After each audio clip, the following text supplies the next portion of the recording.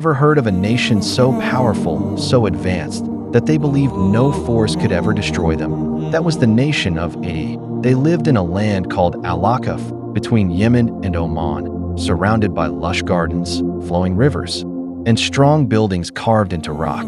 They were giants in stature and unmatched in strength. When they built like no one else. When they ruled with pride and dominance. But their strength became their downfall. They started worshiping idols, ignoring the one who had given them everything. They mocked the weak, oppressed the poor, and laughed at the idea of a day of judgment. So Allah, out of His mercy, sent them a prophet, Hud, that He called them back to truth.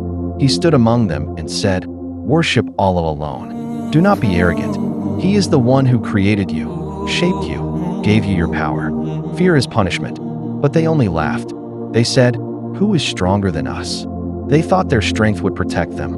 They thought their cities, their armies, their size would save them from the wrath of the skies. They were wrong. Days passed.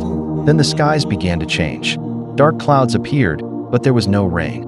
The air became heavy. Then, without warning, a wind began to blow. It wasn't a normal wind. It howled like a scream, ripping through everything in its path. It didn't stop for a few minutes. It didn't stop after a day. For 8 nights and 7 days, it continued. That wind lifted the mighty men of Aad like dry leaves. It flung their massive bodies like tree trunks. Their homes were torn apart. Their lands were flattened. By the time it ended, nothing remained. No bodies, no buildings, just silence, just sand.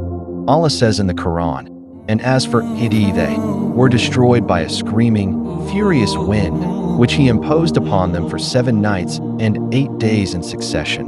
So you would see the people lying fallen, like hollow trunks of palm trees." Their power didn't help them. Their pride couldn't save them. The story of Aad is not just ancient history. It is a warning, a message to every nation, every society, every individual. No matter how powerful you become, if you forget the one who created you, then you, too, can be forgotten.